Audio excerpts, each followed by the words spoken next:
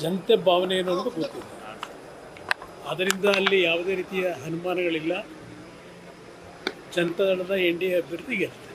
ಮಹಾರಾಷ್ಟ್ರ ಆ ಕಡೆನೂ ಕೂಡ ಎಕ್ಸಿಟ್ ಪೋಲಲ್ಲಿ NDAಗೆ ಬಹುಮತ ಅಂತ ಬರ್ತಾರೆ.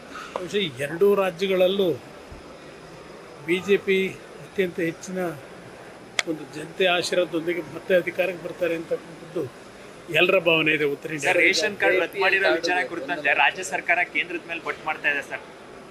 ಕೆಲವೊಂದು ಮಾನದಂಡಗಳ ಆಧಾರದ ಮೇಲೆ ಕ್ರೈಟೀರಿಯಾ ಕೊಟ್ಟಿದೆ, ಆ ಆಧಾರದಂತೆ ನಾವು ಪಾಲನೆ ಮಾಡ್ತಾ ಇದೀವಿ ಅಂತ ಹೇಳ್ತಾ ಇದ್ದಾರೆ ಸರ್. ಅದು ಇವತ್ತು ಬಂದಂಥ ವರದಿಯ ಆಧಾರದ ಮೇಲೆ ಹೇಳ್ತಾ ಇದ್ದಾರೆ. ಕಳೆದ ಒಂದು ವಾರದಿಂದ ಯಾಕೆ ಹೇಳಲಿಲ್ಲ?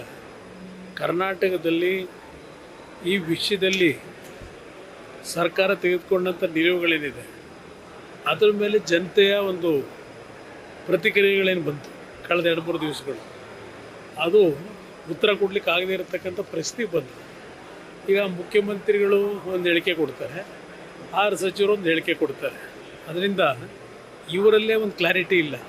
ಅದರಿಂದ ನಾನು ಈ ವಿಷಯಗಳ ಬಗ್ಗೆ, ಗ್ಯಾರಂಟಿ ಸ್ಕೀಮ್ಗಳ ಬಗ್ಗೆ ನಾನು ಎಂದೂ ಸಹ ಲಘುವಾಗಿ ಮಾತಾಡಿಲ್ಲ.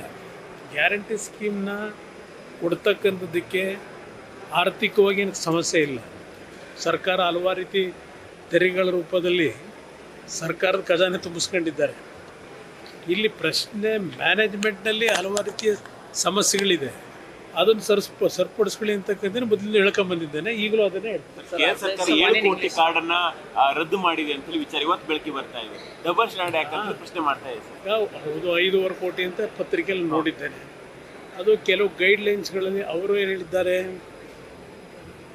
ಕೇಂದ್ರ ಸರ್ಕಾರ ಹೇಳಿರ್ತಕ್ಕಂಥದ್ದು ಈಗ ಇತ್ತೀಚೆಗೆ ಏನು ಈಗ ನಮ್ಮ ಕೆಲವು ಆಧಾರ್ ಕಾರ್ಡನ್ನು ಲಿಂಕ್ ಮಾಡಿರ್ತಕ್ಕಂಥದ್ದೇನಿದೆ ಅದರಿಂದ ಕೆಲವು ಜಿನೇನಿಟಿ ಏನಿದೆ ಅನ್ನೋದು ಗೊತ್ತಾಗ್ತಿದೆ.